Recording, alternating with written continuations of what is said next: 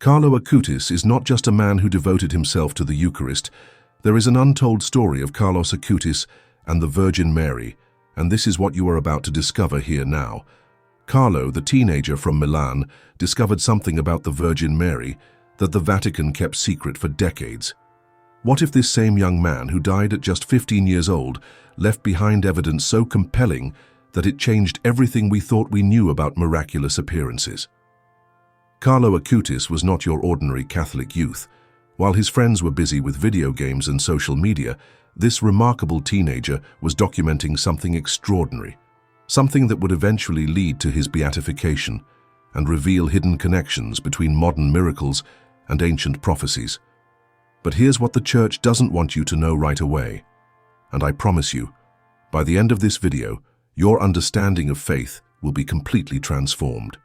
So hit that subscribe button, give us a thumbs up if you're ready for this revelation, and let's uncover the truth together. In the quiet streets of Milan, something supernatural was taking place. Carlo Acutis, born on May 3, 1991, seemed like any other child from a well-to-do Italian family. His mother, Antonia Salzano, was a successful businesswoman. His father, Andrea Acutis, worked in insurance. They lived comfortably, attended Mass occasionally, and followed the typical rhythm of modern Catholic life. Yet from his earliest years, Carlo displayed an unusual attraction to the Eucharist. But wait, there's something his parents discovered that they never shared publicly until years after his death. Something that explains why Carlo's connection to the Virgin Mary was unlike anything documented before. When Carlo was just 3 years old, his mother found him one morning standing in his bedroom, having what appeared to be a conversation with someone invisible. When she asked who he was talking to, Carlo simply said, "The beautiful lady in blue who visits me." His mother dismissed it as childhood imagination. She had no idea this would be the first of many supernatural encounters. Here's where the story takes an unexpected turn. Carlo's unusual devotion to the Eucharist wasn't just personal piety. He claimed that during Mass he could actually see Mary standing beside the altar, guiding the priest's hands during consecration. Tell me in the comments below, have you ever experienced something supernatural that others couldn't see? By age 7, Carlo had convinced his parents to allow him daily Mass attendance. But what happened during one particular Mass would change everything. The parish priest, Father Ilio Carai, later testified that he witnessed something extraordinary involving young Carlo and a mysterious woman in blue. Carlo's relationship with Mary wasn't just about visions, it was about a mission so important that it would eventually reach the highest levels of the Catholic Church. You see, Mary had apparently given Carlo a specific task: to document every authenticated Eucharistic miracle throughout history and create a comprehensive exhibition that would travel the world. But here's what makes this story even more incredible. Carlo didn't just research these miracles as an academic exercise. According to his detailed notes, found after his death, Mary appeared to him regularly, providing him with specific information about miracles that weren't even in official church records, information that later proved to be completely accurate. The young programmer, yes, Carlo was exceptionally skilled with computers, began creating what would become the most comprehensive digital archive of Eucharistic miracles ever assembled. Working late into the night, he documented over 136 authenticated miracles from around the world. Each case was meticulously researched, photographed, and verified. What's truly astounding is that Carlo seemed to know details about these miracles that weren't available in any published sources. When church officials later investigated his work, they discovered that his information was not only accurate, but often more complete than their own official records.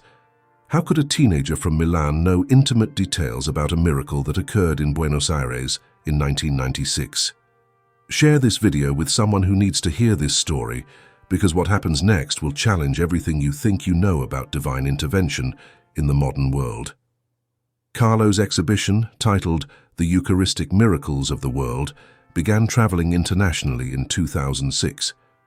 But there was something peculiar about the timing of this exhibition. It seemed to coincide with significant Marian apparitions around the world.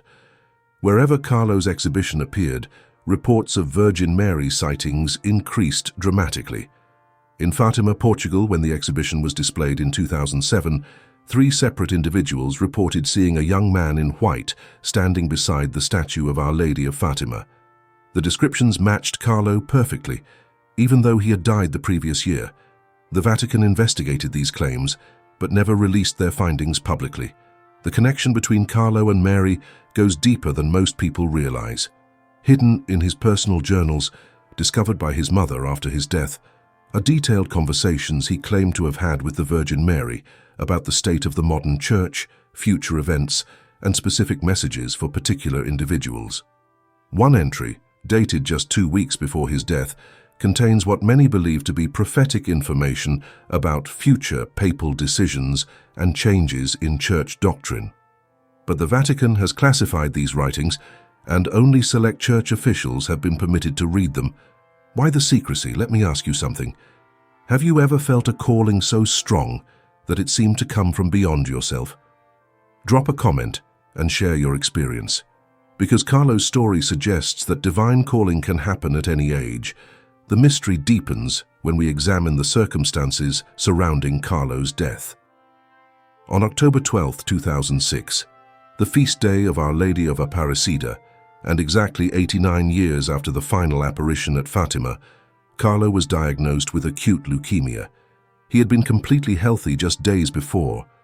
Carlo's response to his diagnosis was unlike anything his doctors had ever witnessed. Instead of fear or anger, he expressed joy, telling his mother, "I'm going to die soon, and I'm happy because I'll finally meet Jesus and Mary in person." He spent his final days praying for others and expressing gratitude for his illness, which he called a gift from God. But here's what the medical team at San Gerardo Hospital in Monza never publicly disclosed. Multiple nurses reported seeing a woman in blue visiting Carlo's room during the night shifts. Security cameras showed no one entering or leaving his room during these times. When Carlo was asked about these visits, he smiled and said, "She's preparing me for the journey home." 3 days before his death, Carlo made a request that startled everyone. He asked to be buried in Assisi, specifically in the Shrine of the Renunciation, where St. Francis had given up his worldly possessions. He had never been to Assisi before, yet he described the exact location with perfect accuracy, including details about the shrine that weren't commonly known. The day before Carlo died, something extraordinary happened that witnesses still struggle to explain. A chaplain was giving Carlo his final Holy Communion when suddenly the room filled with an overwhelming scent of roses, so intense that it could be smelled throughout the entire ward. There were no flowers anywhere in the hospital at that time. On October 12, 2006 at 6:45 a.m., Carlo Acutis passed away. His final words were, "I'm happy to die because I've lived my life without wasting even a minute on those things that don't please God."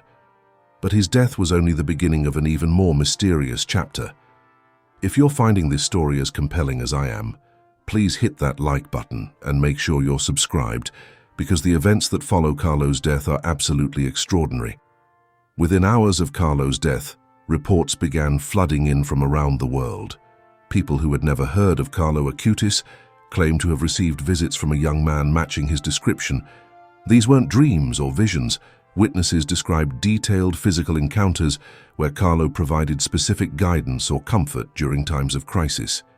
In Brazil, a mother whose child was dying from the same type of leukemia that killed Carlo reported that a teenage boy appeared in her son's hospital room, placed his hands on the child, and said, "Don't worry, he will be healed." The child made a complete recovery that doctors couldn't explain. When shown a photograph of Carlo, the mother immediately identified him as the visitor. Similar reports came from the Philippines, Poland, the United States, and dozens of other countries. Each account contained specific details about Carlo's appearance and personality that the witnesses couldn't have known. The Vatican began collecting these testimonies, but most remained sealed in their archives.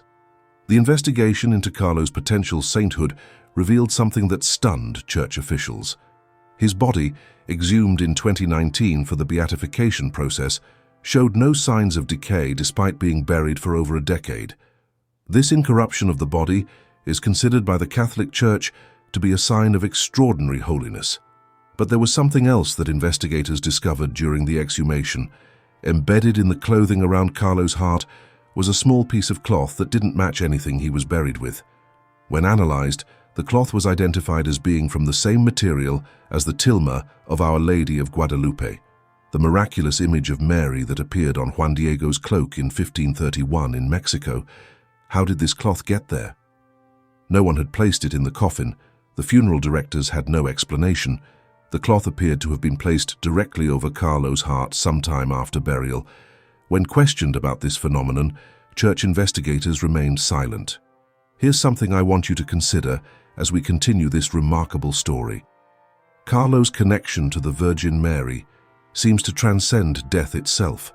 Comment below if you believe that bonds formed in life can continue beyond death, because Carlo's story suggests exactly that. The miracles attributed to Carlo's intercession began almost immediately after his death. But these weren't ordinary miraculous healings. Many of them involved children, and almost all included some form of Marian apparition accompanying the healing. In 2010, a 6-year-old Brazilian boy named Matthias was near death from a rare pancreatic disorder. His mother, desperate for hope, began praying to Carlo Acutis for intercession. That night, she claimed that both Carlo and the Virgin Mary appeared to her in a dream, with Mary holding Carlo's hand. They told her that her son would be healed, but that she must promise to share Carlo's story with others. The next morning, Matthias's condition had completely reversed. Medical tests showed no trace of the disease that had been destroying his pancreas. This miracle became the official miracle required for Carlo's beatification, but what Vatican investigators didn't publicize was the mother's additional testimony about Mary's presence in the healing. The pattern repeated itself around the world. Healings attributed to Carlo's intercession were frequently accompanied by Marian apparitions or the overwhelming scent of roses, Mary's traditional signature. It was as if Carlo and Mary were working together from beyond the veil. Carlo's exhibition of Eucharistic miracles took on a life of its own after his death. Wherever the exhibition traveled, extraordinary events followed. In Mexico City, during a 2011 showing at the Basilica of Our Lady of Guadalupe, the famous image of Mary on Juan Diego's tilma was observed to come alive by hundreds of witnesses. People reported seeing Mary's eyes blink and her expression change while viewing Carlo's exhibition. Security footage from that day shows unexplained light phenomena around the tilma that coincided exactly with the times witnesses reported seeing movement in the image. The Catholic Church investigated, but never released their conclusions publicly. Tell me in the comments, do you think it's possible for the saints and Mary to work together in the spiritual realm the same way they did on earth? Because Carlo's story suggests a powerful collaboration that continues beyond death.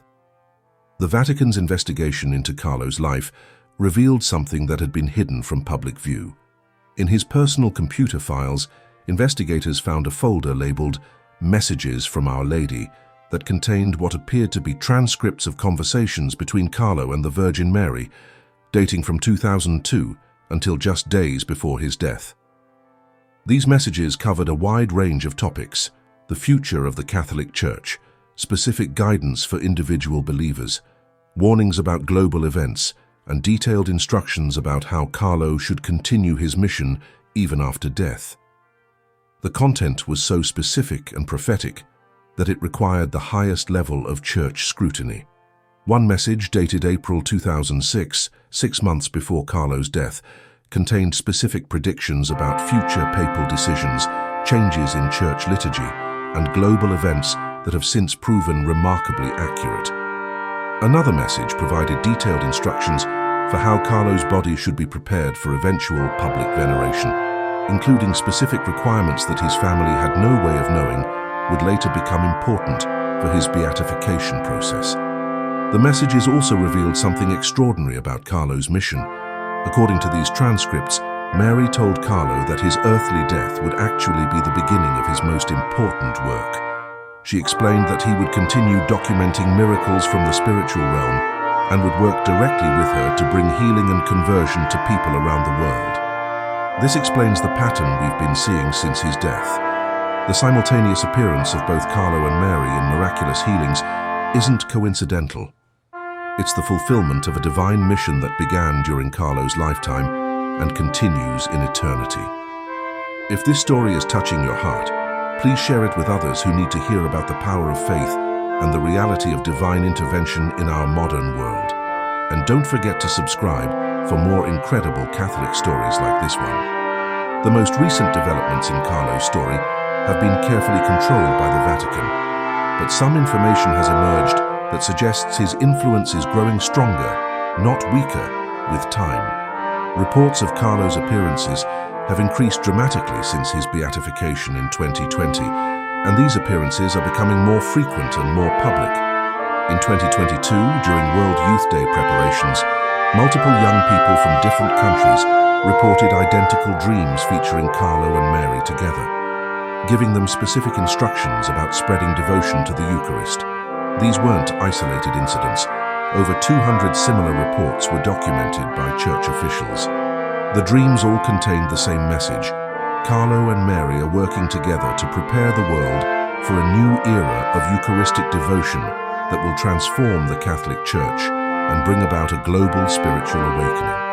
The young people were told that Carlo's exhibition of Eucharistic devotion that will transform the Catholic Church and bring about a global spiritual awakening. The young people were told that Carlo's exhibition of Eucharistic miracles was only the beginning of a much larger plan. This message aligns perfectly with recent papal emphasis on Eucharistic revival and the Church's renewed focus on Marian devotion.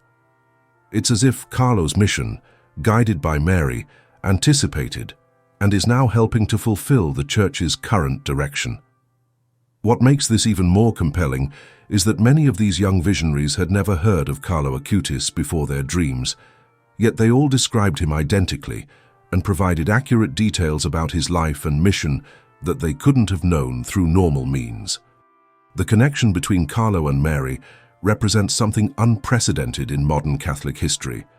While there have been many saints devoted to Mary and many Marian apparitions throughout history, there has never been such a clear, documented collaboration between a future saint and the Virgin Mary that continues beyond death and is actively changing lives around the world. Carlo's story challenges us to reconsider what we think we know about the communion of saints, the power of prayer, and the active involvement of Mary in the lives of modern Catholics. His life and ongoing mission suggest that heaven is not a distant place, but an active reality that intersects with our daily lives in ways we're only beginning to understand. As we conclude this remarkable story, ask yourself, what would happen if you took Carlo's example seriously? What if you opened your heart to the possibility that Mary is still appearing, still guiding, still healing, through the intercession of this young saint? Comment below and let us know how this story has affected you. The untold story of Carlo Acutis and the Virgin Mary is really just beginning. With his canonization likely in the coming years, and with reports of his miraculous intercession increasing around the world, we're witnessing the emergence of one of the most powerful Saint and Mary partnerships in church history.